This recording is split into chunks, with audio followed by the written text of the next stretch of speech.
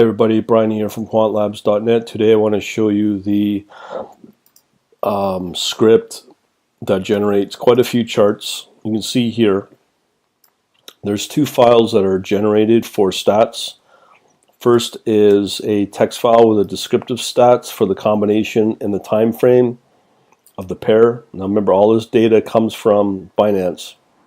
That's a crypto pair, cryptocurrency pair, as well as a PDF representation of the so-called normalized distribution.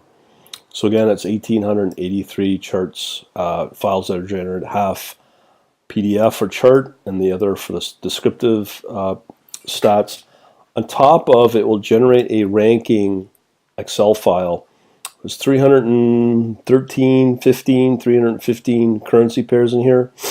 So it's kind of works out, but it's very diverse. So first things first, I just want to randomly show you some of the, so we're going to look at, why don't we just do BTC US dollar first.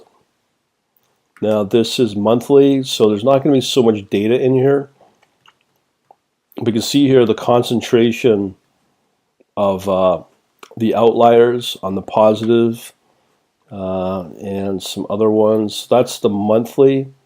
So if I was to load up the monthly view of Bitcoin, here descriptive stats, we have standard mean, kurtosis, skew.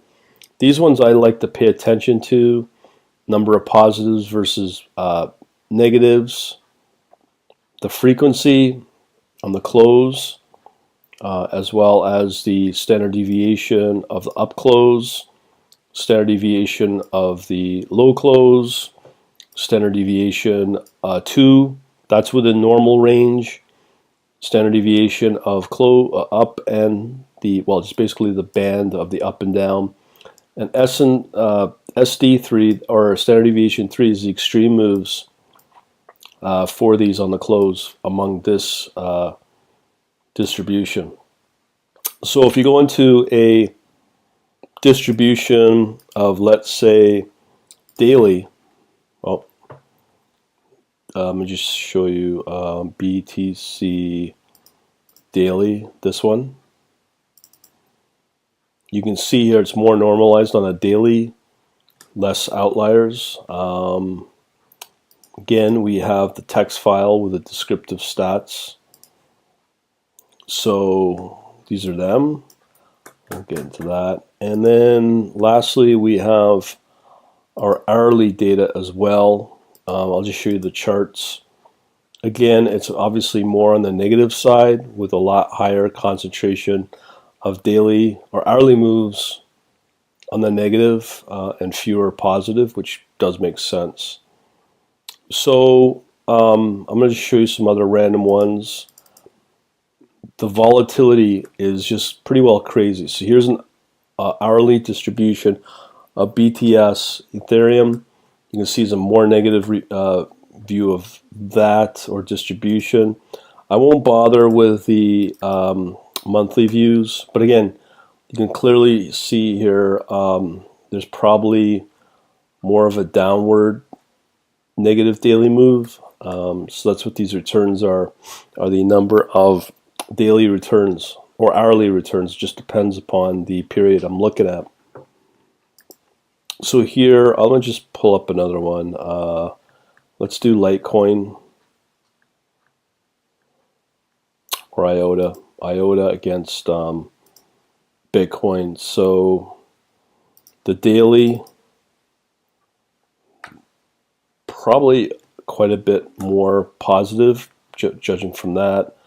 On the hourly, more negative. So you can clearly see that if you were just to trade IOTA on the daily, you would probably have more positive moves than hourly moves because it's leaning more towards the right. Now if I did the same thing with Ethereum, let's see what we have here. Again, more negative on the daily, and hourly, it's pretty well somewhat evenly split. So it's totally random. I'll do one more Litecoin. Let's see here, Litecoin BNB, Litecoin against the hourly.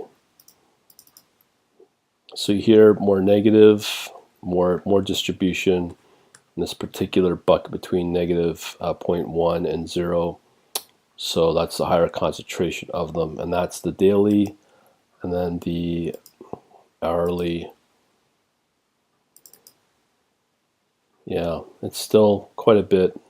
There's quite a few more slightly positive ones over 0, and then quite a few here that are 0.001 in the whole. And then Ethereum. So let me just show you the monthly first. This is the wild thing about real volatility. You can clearly see some pretty big extreme moves, it seems. I thought this was a bug, but I'm not sure if that's a monthly view, but don't forget that. So I'm actually pulling up the wrong chart here. But let me just show you the daily moves. So yeah, you can see it's just a huge negative move, as well as the hourly. So this kind of helps you get an idea of what you should be staying away from and which ones can be somewhat stable. So let's take a look at the spreadsheet here. Let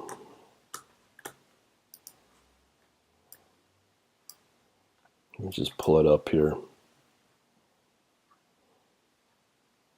Let's close off. There's so many of these files, it's crazy. So let me just close that, and we want the crypto. Now, just so you know, I do have a CSV version of what I'm about to show you, comma separated value file, but this is the overall moves. So we have our pairs, and I can sort them. That's why I like using these spreadsheets to get the rankings. So in my case, I could easily see which ones are the most stable, and this could be also generated by data, so it might not be maybe by luck that we have a 0 standard deviation of 1 hour. This is 1 day. So if I wanted to show the daily, see which ones are the most,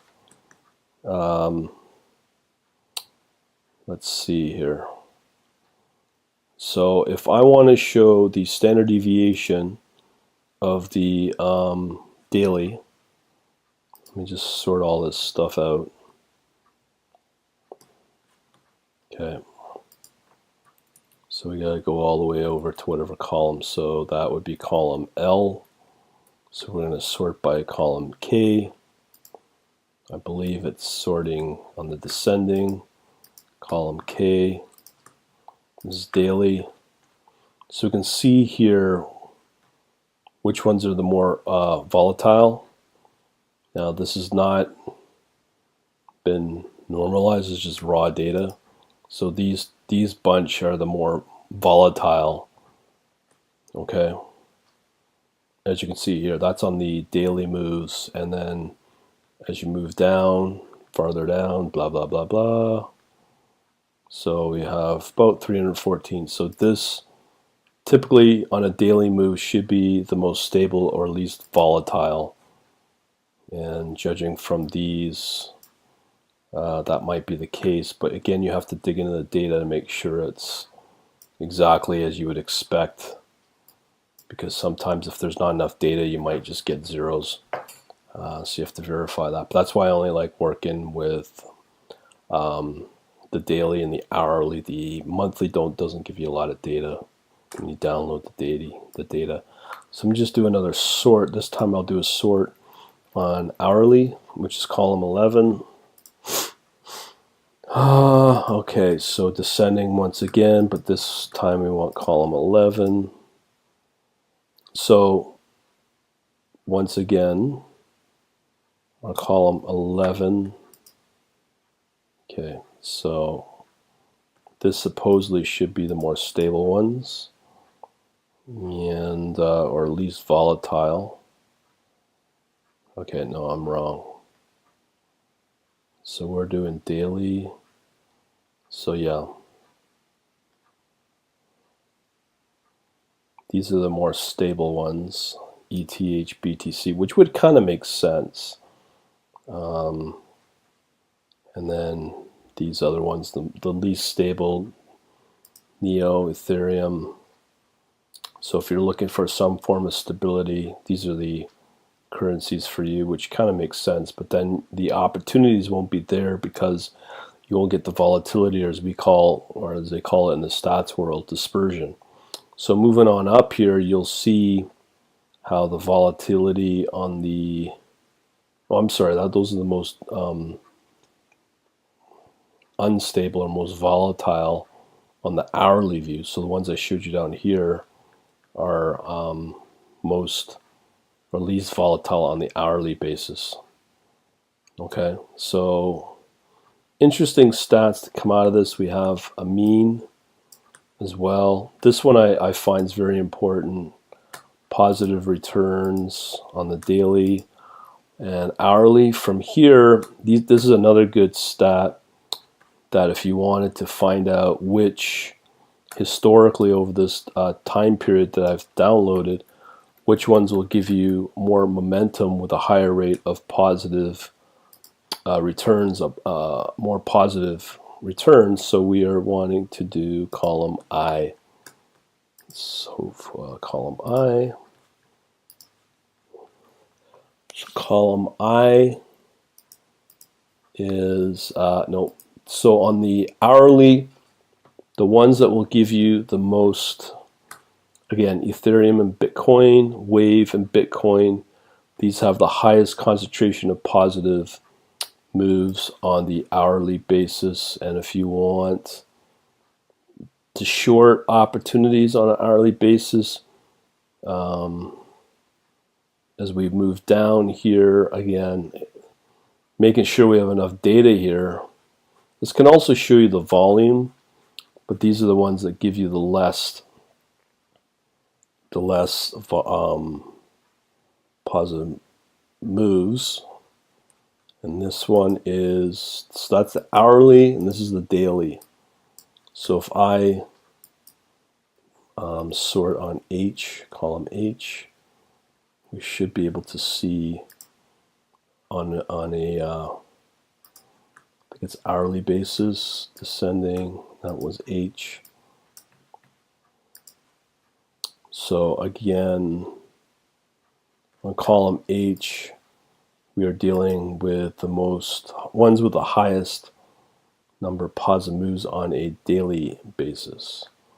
So these are the negative ones, but again, just depends upon data. So you can see here, not a lot of positive, but the daily returns for daily, again, BTC is giving you more, Neo, Salt, and Ethereum. And again, these are over 1,000 data points each, I believe. So the data provided from Binance based upon when the cryptocurrency was created, you'll have lower number of days of returns. So remember that as well. So I would imagine BTC US would be high because it's one of the older cryptos out there with a higher number of days of activity. And you can also measure the standard deviation if you want to do this, so on and so forth, this type of sorting on these files. Hopefully this will help you out. This will really show you a variety of different ways to look at stat or use stats to find some interesting historical patterns. Hopefully this will help you out. Talk to you later.